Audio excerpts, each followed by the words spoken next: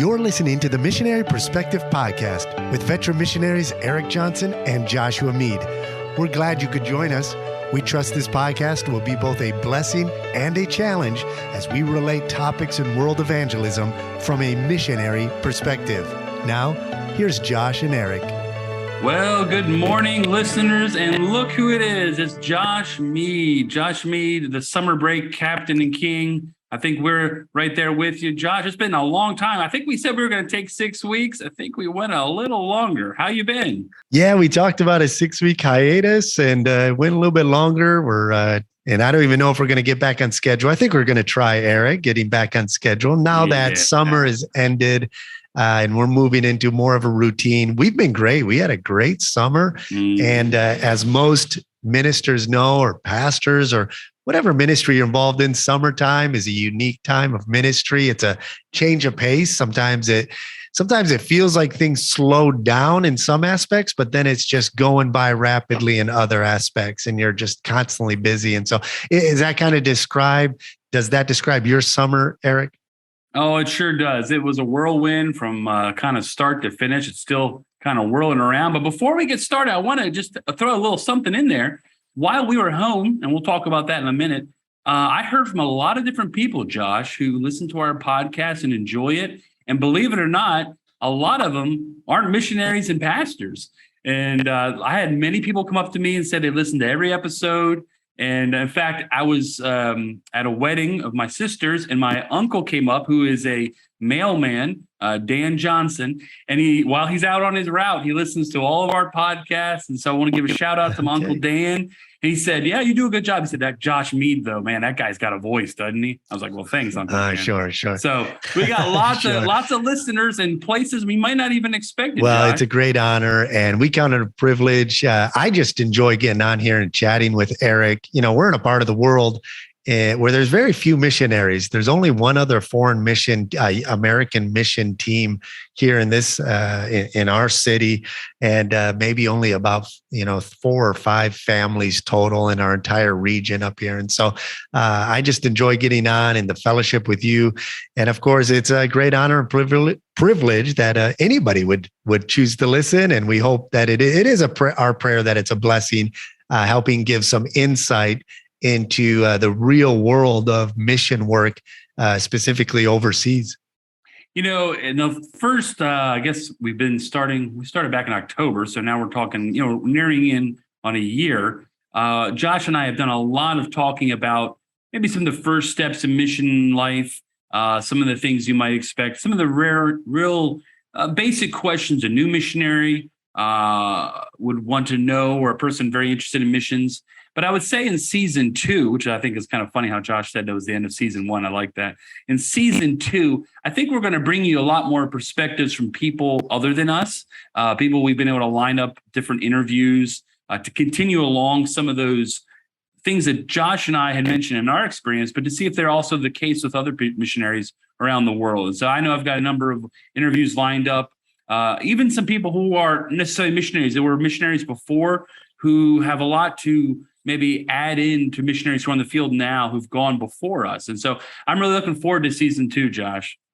Yes, certainly. And, to your point on bringing in others into the podcast and doing more interviews, missions really is, whether it's foreign, whether it's at home, missions is it's a church mission. It's something that every individual who's in the Church of Christ is to be actively involved in missions in one form or another.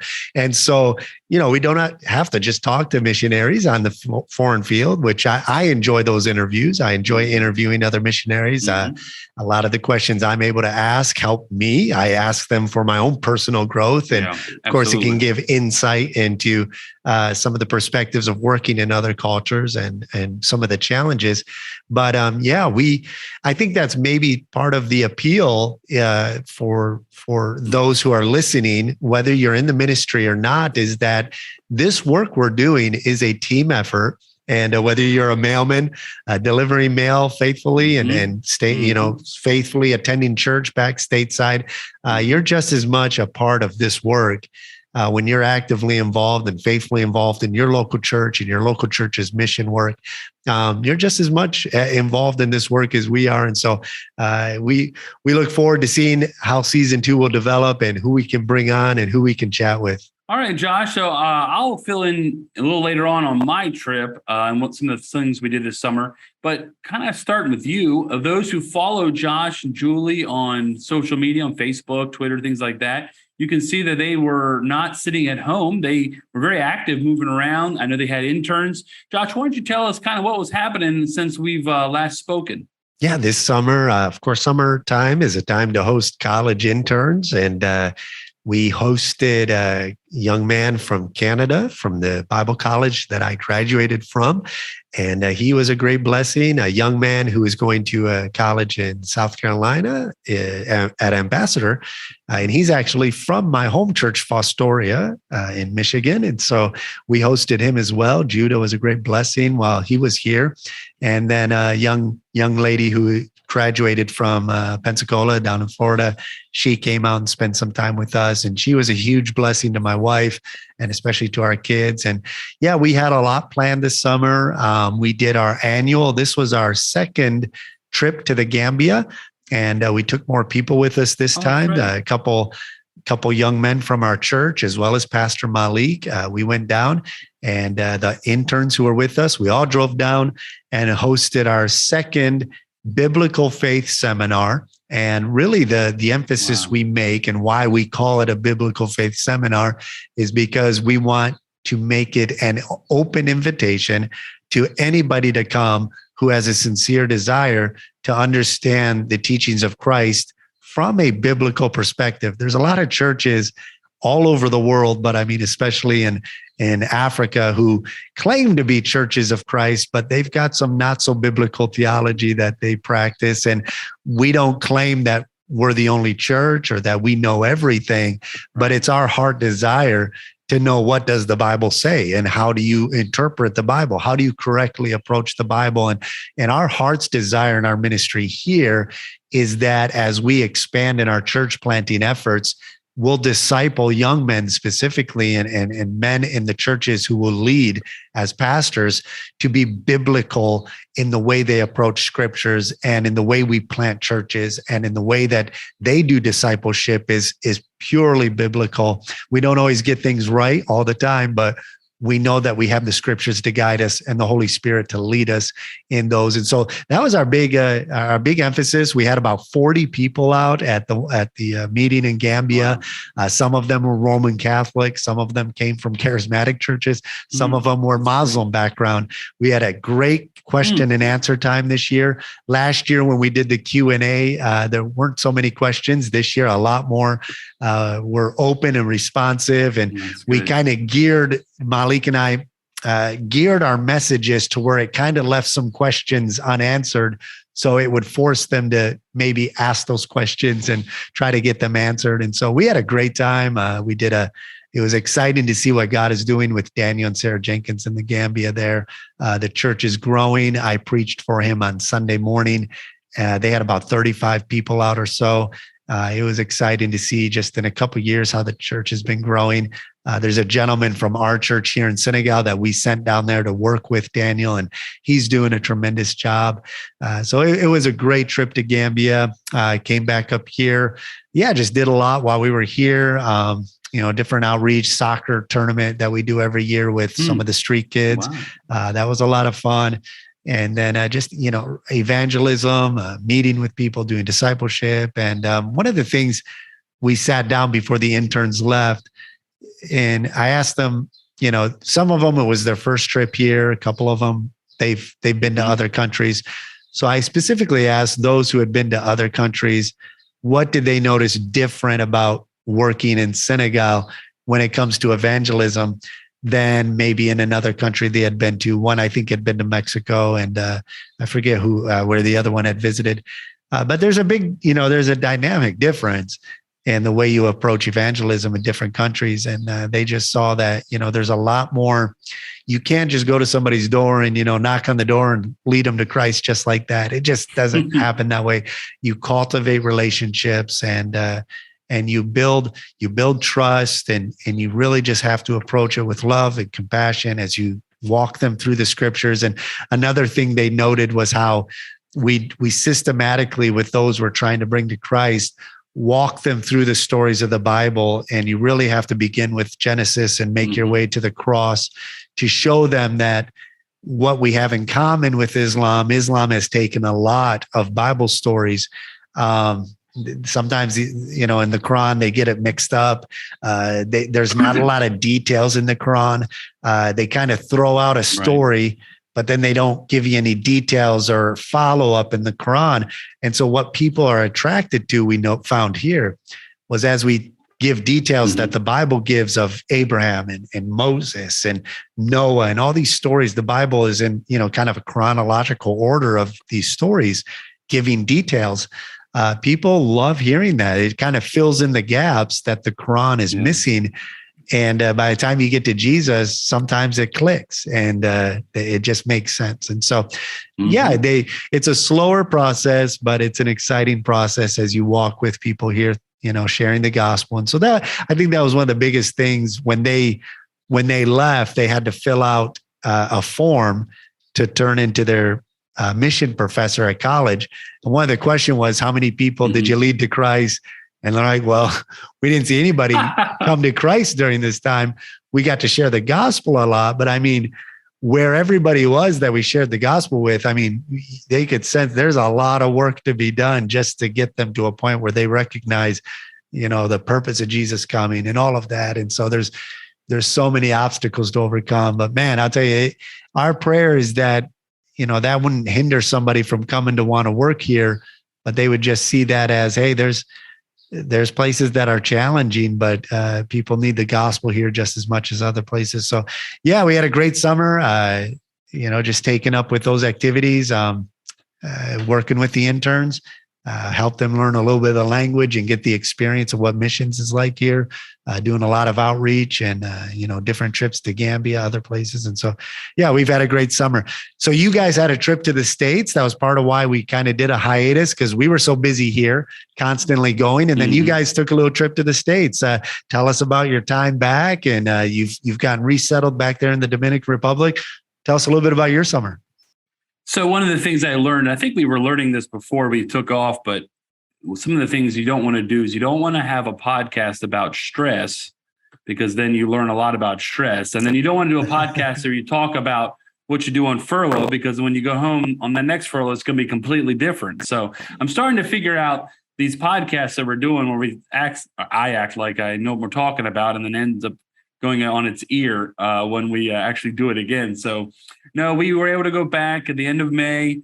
My youngest sister, I'm the oldest of 11. I have 3 sisters. Funny enough, they're all separated by 10 years.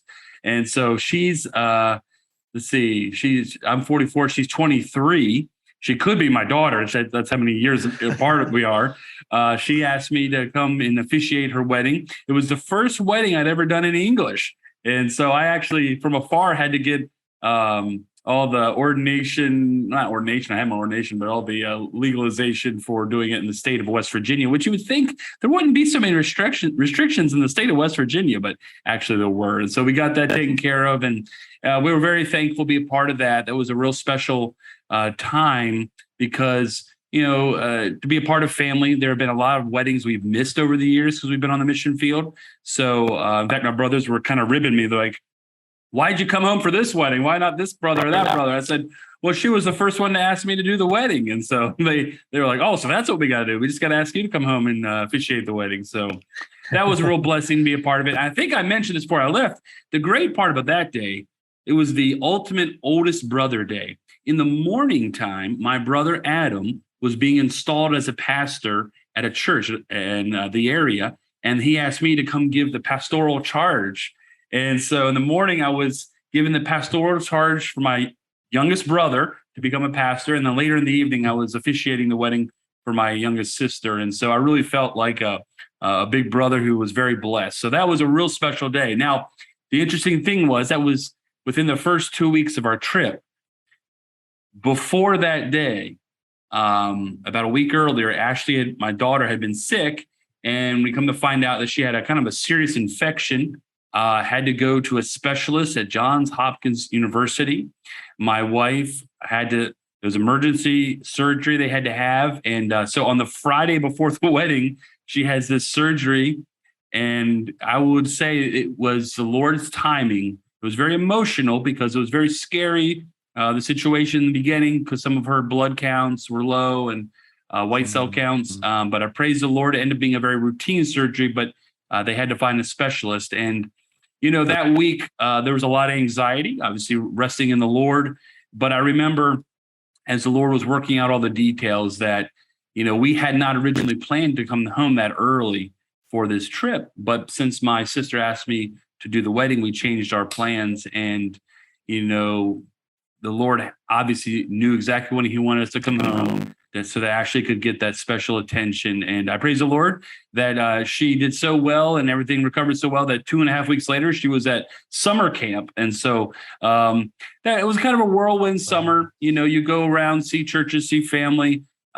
Josh Mead helped me make my presentation, and I got a lot of great compliments on that. So I was able to give a lot of props to Josh and his hard work. In fact, we kind of threw it together in just a few days, and it turned out so well. So we're very thankful for that.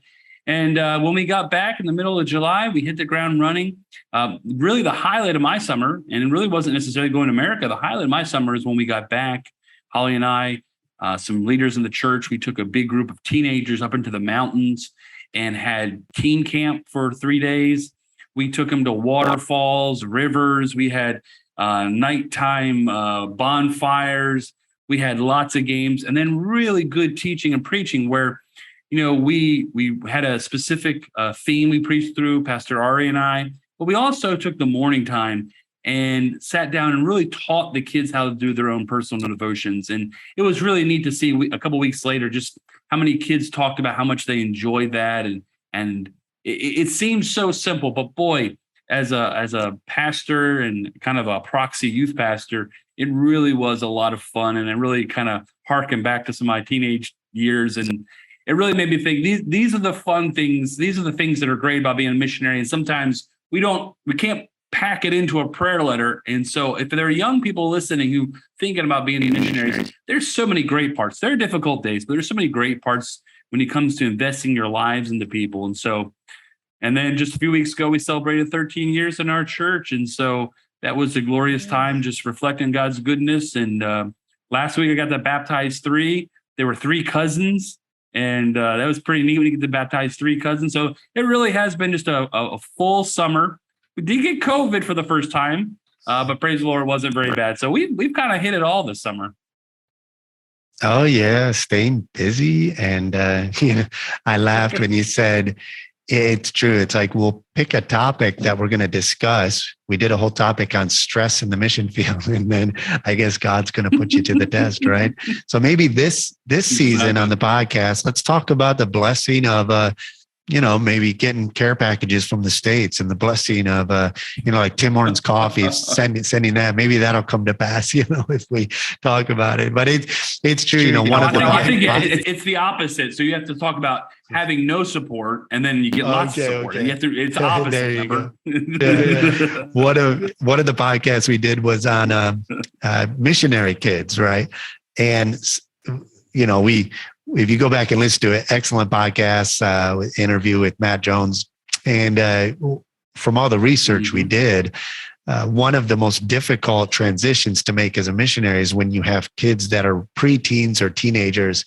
And it's tough for the kids when you move there. Yeah. And when we went to Gambia, our kids, this is life for them. So they're used to living in both places, Senegal, going back to the States and Canada, they don't know where's home. Senegal really is home to them, but Canada, they feel at home, America. Well, we went to Gambia, and there's a new missionary there with another mission agency, a sister mission agency down there.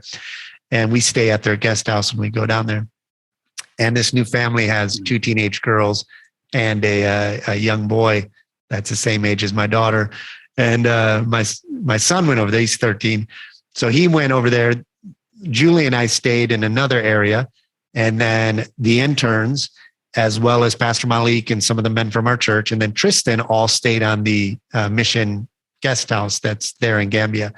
And so the next morning, I went to go pick him up after the first night there. And he was in the house with the new family that's just arrived.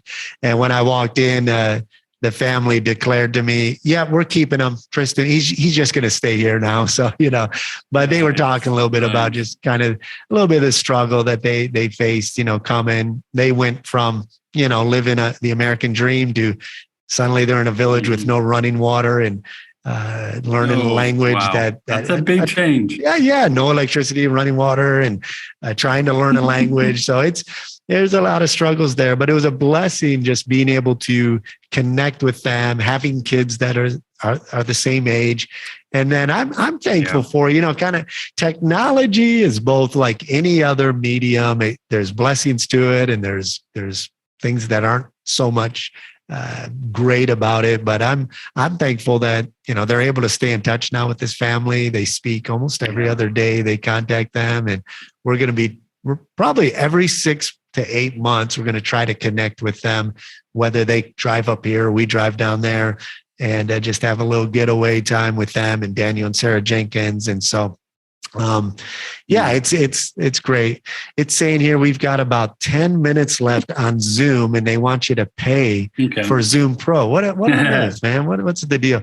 Do we want to wrap this up in 10 minutes then? And yeah, that's fine. I wanted to ask you one more question. I think we talked about in our pre-show prep there, and kind of just tie a bow, because this is basically just us talking about what we did this summer. So one of the things I was mentioning to Josh before we got on was that I read a little post about pastors and sabbaticals. I've noticed that's something maybe a little more common now. Pastors are learning how to get away, and the post was asking, how long it should be, and is it biblical, XYZ. I think someone was trying to make the point that it's certainly biblical in the sense of getting away from life a little while and taking time to pray. And though we had not really carved that time into our trip because we had COVID, more specifically my wife, we had to, for her parents' sake, take a few days and not see them. We had a very nice missionary cottage to stay in for 3 or 4 days. And though at first it was kind of like, why are we having to do this? It actually turned out to be maybe the best 3 or 4 days of our whole trip, because, the kids just got to relax. We didn't have anything on the schedule. And I was telling Josh when I got back, even though I didn't speak Spanish hardly at all for 7 weeks, I could tell right away that time away, disconnecting from the ministry, disconnecting from the language, disconnecting from what was normal, and really getting just not to have major responsibilities. On furlough, you have to be in certain places, certain times. But that really helped me as I came back. And I think I've noticed it mentally and emotionally more than ever, coming back into preaching and just seeing how the Lord opens the word, the new time, a new way, afresh, as far as communicating in another language. And I don't know if you've ever had that experience, Josh, when you've come back and not spoken foreign languages and listened to foreign languages as much as you are when you're in the mission field. But when you come back, you feel rejuvenated and ready to go. And I want to encourage every pastor. I know some people can't go away for 6 or 7 weeks. Make it 2 if you can. Be out of the pulpit for 2 Sundays, 3 Sundays. And just get away, read, relax. If anything, just do nothing as much as you can, so your batteries can recharge. And I, maybe more than ever, because of my age, I'm noticing how important that really was for my mental state. I absolutely agree. I think sabbaticals, obviously based on the word Sabbath, which is, the rest time. Mm-hmm. I think it's absolutely essential. I was looking at a stat the other day. It says that human beings sleep, like 25 years of your life is just sleeping. God designed us to need that reset time and that rest. And I was reading a lot about sleep lately for some reason, but it was saying during your sleep, your brain is cleansed. Like, it goes through this cleansing time, like chemically and all of that. And so I think taking a sabbatical is a discipline that's necessary. You need to add that into all of your other disciplines. I've got this laptop that I do a lot of computer editing on. And when I'm running too many programs at the same time, the thing starts to overheat. And if it gets too hot, the thing just shuts down. And so I've noticed that after I've compressed a bunch of files, I've done all this editing, it's super hot. I'll just shut it down because it starts slowing up. And once it shuts down, then give it some time and then it's ready to go again, and I think, we're like that mentally, physically. You need that time. We've been taking time out to rest a lot more than we've done in the past. I've added it kind of as a discipline in our family life and our ministry life. Our pastor Malik, I give him 4 weeks off. He is busy all the time. He's answering phone calls of people seeking the gospel and seeking answers at 1 or 2 in the morning. Sometimes he led a young man to the Lord just last month over WhatsApp. But the kid called him at 2 in the morning because he didn't want his family to know he was calling to ask about Jesus. Nice. And so Malik's taken September. Malik will be taking the entire month of September off, and I'll take charge of everything and all the responsibilities here. It's absolutely necessary because you'll just run yourself down. I've noticed this year, because we've been taking more rest times and added it into our schedule, it seems to kind of cut off stress that might have been there, as we get more stressed, bogged down with ministry and things. And so, yeah, definitely I agree with that. You need to add that time in. If you're a missionary, I know you've got that sense of responsibility to your churches that, I need to make sure that I need to maybe do more, like what the Apostle Paul said. I labored more abundantly than they all. And that's that's good to be disciplined like that. Absolutely. You need character. You need to have integrity. You need to be disciplined and work hard. But at the same time, if you work yourself to death and burn out, you're going to lose a lot of years where, you've just gotten back and celebrated 13 years on the mission field. And I think that your next 10, 15 years are going to be far more productive because of the wisdom you've gained over the past, in your experience of the past 13 years. But if you just burn yourself out, you're not going to be able to apply that wisdom and that experience you've gained and that the Lord is going to use. And so, yeah, I would agree. Make sure you take that time to get away, to rest, recuperate, reset, and then get back in it. Yeah, I couldn't agree more. And one little thing that add on there, Josh made a good mention of that as he's working with Pastor Malik, is that if you are a pastor, a missionary that is working with nationals, you need to practice what you preach. If you're preaching, you need to take sabbatical. You need to work hard to make sure they do the same because they're usually working just as hard as you along your side. A lot of times they can't financially do some of the things that we do. Yeah. So I try to help our guys so they can do the same sort of things.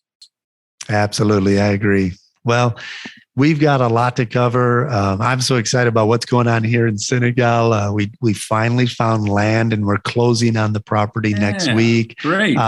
It's an incredible story, just how God, I've been rushing and trying to find this property. And Pastor Malik and my wife were, just wait on the Lord. I was pressured because we raised the funds probably about 6 months ago. So I'm thinking, because the land we raised the money to buy fell through. And I'm like, oh man, we got to find something. We raised these funds, and man, the Lord just opened the door. It's in an incredible area that's developing, and we'll tell that story for another time. But we just wanted to get on here to our listeners. We want to say hello again. We're excited to launch this second season and communicate with us. Let us know what you want to hear about, what you want to hear discussed. And if you have any questions or topics you'd like us to cover this season, we would be more than happy. And we're excited to see how the Lord's going to use this podcast to be a blessing, not only to other missionaries, but to anybody who's interested in becoming actively involved and staying involved in world evangelism. Erik, why don't you close us out? Yeah, it's been great to touch base with Josh again. There is nothing more exciting than being busy in the work that when we see fruit. And so we want to share not only our stories, but especially the stories of others. We want to be encouraging. We sometimes talk about the things that are difficult, but we also want to talk about the things that are exciting. So welcome to season 2. God bless, and we'll see you later.